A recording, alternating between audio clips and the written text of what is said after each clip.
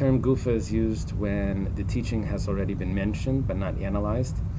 And now we finished what we needed to discuss earlier, and we go back to a text that was quoted, and we're going to analyze it now. So gufa is, let's return to the body of the text, something that was mentioned. In this case, it was mentioned by Amiraim. And who mentioned it? It was mentioned by Amar Rav Yehuda. Rav Yehuda says, Amar Shmuel, Shmuel says, that when it does that, it says, Amar this rabbi, Amar that rabbi. What that means is it's saying, Rav Yehuda said it in the name of Shmuel. Rav Yehuda was a student of Shmuel. He was first a student of Rav, who was in Surah, which is the south of Bavel. And then he went to Shmuel, which is in Ardoi, which is more north.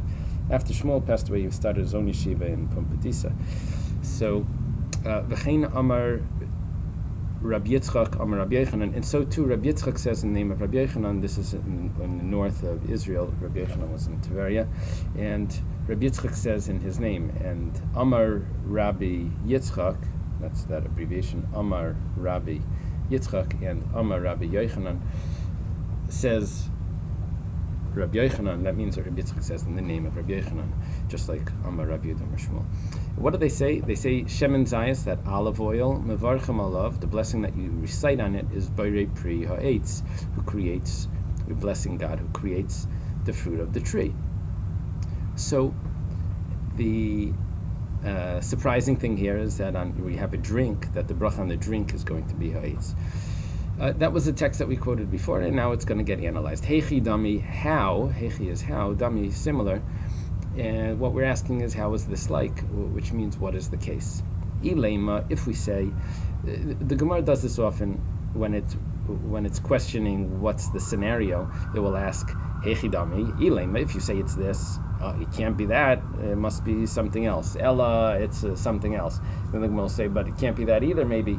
And finally it will say, Ahacha b'mayaskinan, or leitzricha, it must be such and such a case. And they'll work it out. It's just, it goes through some possibilities that get rejected. So ilema, if we say, the kashasile, that he's drinking it, the word deka is a present tense of a verb. So it'll go on verbs like deka amar, that he is saying, or here it's deka shasile, that he is drinking. So that means he's taking a cup of olive oil, he's drinking it. And Shmuel and Rabbi Yochanan both hold that you would need to say ha'etz on that. That's the suggested interpretation of the scenario. The Gemara says that can't be. Az uzuke maziklei, it will surely damage him. That's where we're holding azuke maziklei. Surely damage him. I skipped that word because I was taught in yeshiva that if it's in parentheses you don't read it. At least that's what my teachers did, and they only read words that were in brackets. And I don't mind to do the same, so that's how we'll do it. So what the Gemara is saying right here is that if it damages him when he drinks it, he's going to get sick. Then you would not recite a bracha. At least that's how Rashi interprets it. I think the Rambam says that it would be shehakal. But whatever the case is, whether it's Rashi or the Rambam, it's not a ha'etz. So the Gemara is rejecting that you took a cup of olive oil and you're drinking it, and you're saying ha'etz, that should be what Rabbi Yochanan and Shmuel were referring to. Now the Gemara doesn't say this from a scientific study, that it's damaging. The Gemara quotes this from a halacha, the Tanya, as it was taught in a brisa. Tanya is a brisa. Hashoise shemen shel truma, someone that drinks oil of truma, takes a cup of oil and he drinks it. What is truma? Truma is produce that's given to the Kohen. There's a certain tax that a farmer has to give to the Kohen. Truma is, the average amount was 2%. That means 1 out of every 50 he has to give to the Kohen. 2 out of 100. Trei mimeya, this is a compound word. Truma, that's how you remember. Trei mimeya. Now the rule is that it belongs to the Kohen, but besides for it belonging to the Kohen, it also has, it's also considered holy. And there's a fine on anyone that's not a Kohen that eats truma. The fine is that you have to pay an extra fifth, which means 20% to the price that you ate. Specifically ate. So in this case, he drank the oil. Mishalim Esakeren, he pays the principal. Let's say it was $1. He pays the $1 But ve'ena mishalim es hachaimesh, he does not pay the fifth. The way the fifth works is a little bit different than you would assume. A fifth of a dollar you would assume is 20 cents. You divide the 100 cents of the dollar into 5 parts, and that would mean that you would have 5 20 cents. I know we don't have a coin like that, but you would have 5 20 cents, and then you would have to pay, in this case, $1.20. However, that's called a chaimesh milgav from the inside. I divide the 100 by 5, into 5 parts. Actually, the way it works is it's called a chaimesh milbar from the outside. Bar means outside. That's one of our shas milim. And what you do is you take the fifth. You take the total amount, which in this case is $1. Instead of dividing it by 5, you divide it by 4.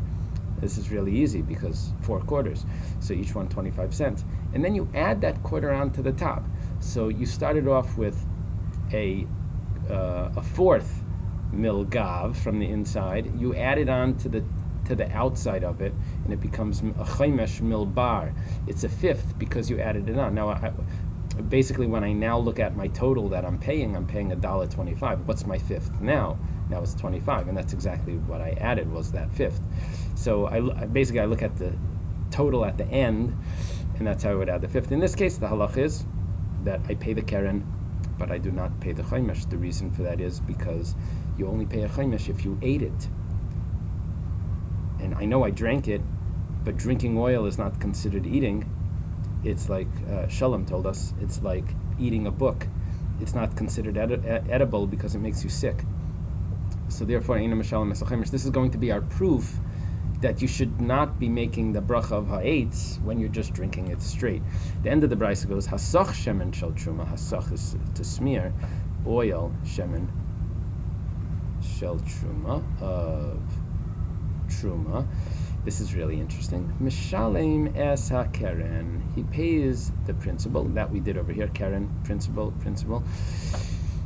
That means the original value. Umishalem es ha-chaimesh. And you also pay the fifth. It's interesting. So smearing is actually more considered like eating, which is the normal way of enjoying oil, unless you would add it onto a salad or something else. We'll see soon that there's ways of doing that. But oil is also normally used as smearing on the body, and actually there's certain opinions that hold that the Gemara says sicha kishtia, that smearing is like drinking, and your soaps and different things need to be kosher according to the Gemara. There may be some scientific significance to that as well, the way the skin absorbs the different things that are in the soaps. Whatever the case is, it's impossible that Rabbi Yochanan and Shmuel are referring to drinking a cup of oil. So Gemara now says, Ella, rather, like we said, Hechidami, what's the case? Ilaim, if we say, oh, you can't say that. Ella, we must say, rather, Dika, once again that present tense, Dika ochele, that he's eating it, not that he's drinking it, he's eating it, al yedei, pass through bread. He's eating with bread. That means he's dipping his bread in oil. It sounds like a nice Italian restaurant. He's eating his bread with olive oil.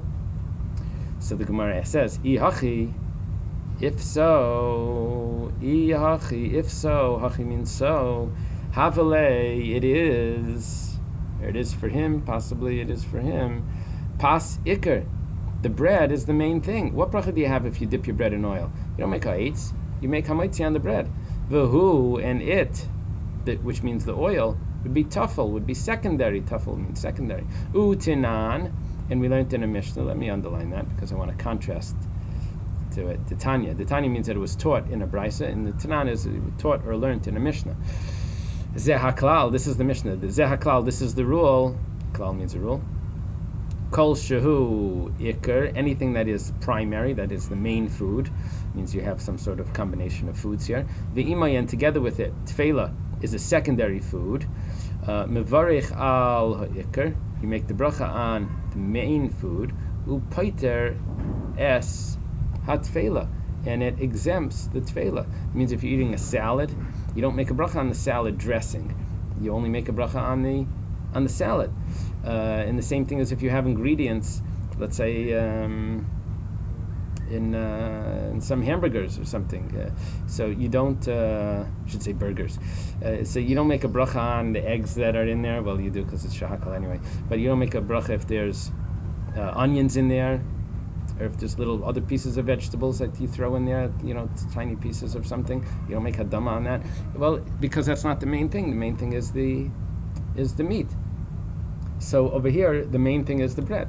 So the Gemara says, Ella, rather, it's the second Ella. So our question was, let's change the color. Oops. If I'll get this back. The question was, Eichidami Ilema. The Gemara says that you can't say that. We said Ella. We have a problem with Ella. We have an ihachi on that, and then we prove it, and then we go to this Ella, and I bet we'll have an ihachi on that as well. Okay, and rather, once again, dika shasile. We're back to drinking it. Dika shasile in that present tense. Al yedei. Let me write that out. Al yedei. That's a yud. Al yedei. You're drinking it through with. Rather, anigrain, with anigrain. Oh, what is anigrain? Well, let's see. The Amar Rabba Bar Shmuel, as Rabba Bar Shmuel says, let's put all this together. Rabba Bar Shmuel. This is the son of Shmuel.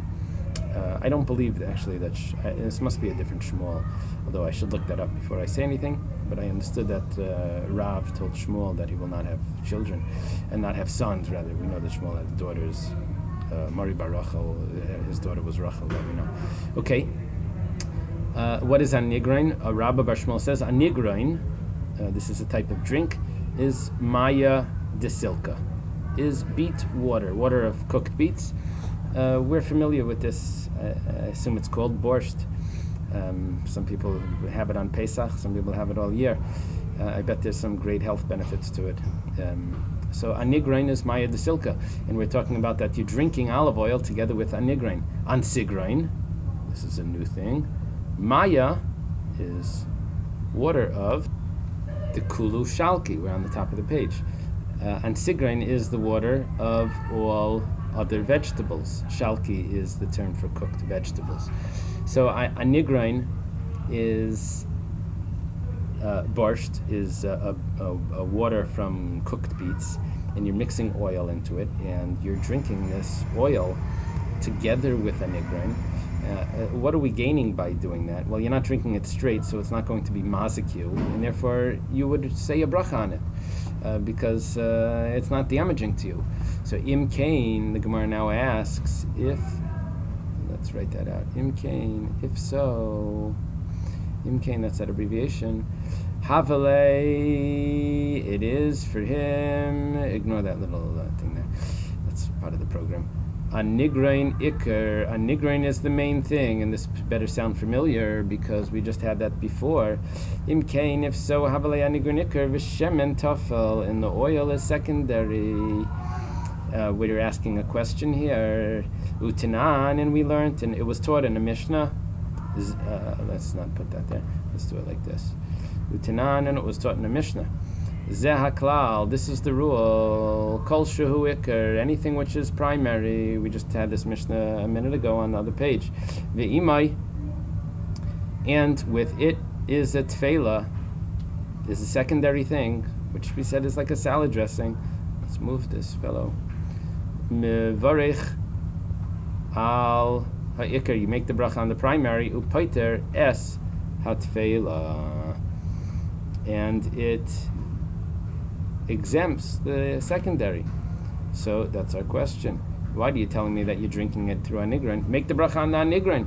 Now, anigran, borscht, is actually an interesting discussion, but let's say for now that anigran borscht would be hadama.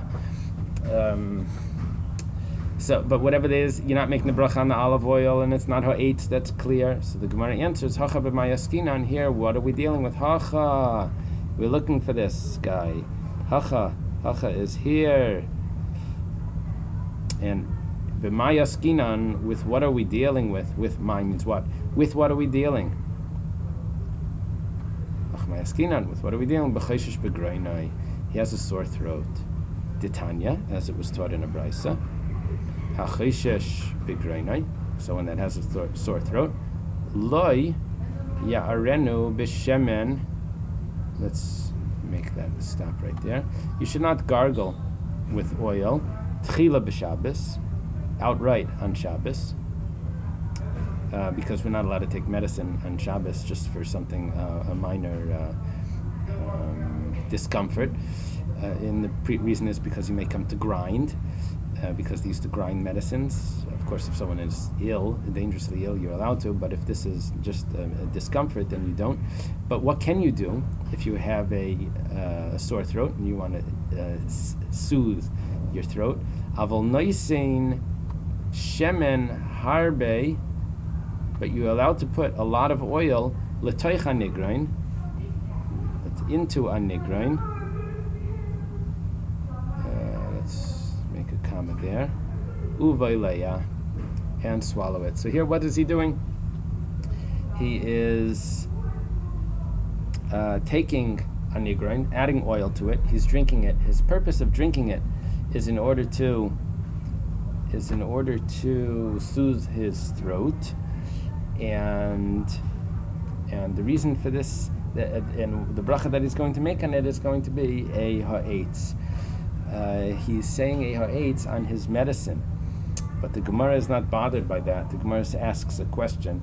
Pshita, it's obvious that your main thing, you're putting in all this oil, you're making a bracha on the oil, and it's not damaging you. This is obvious that it's going to be ha'etz.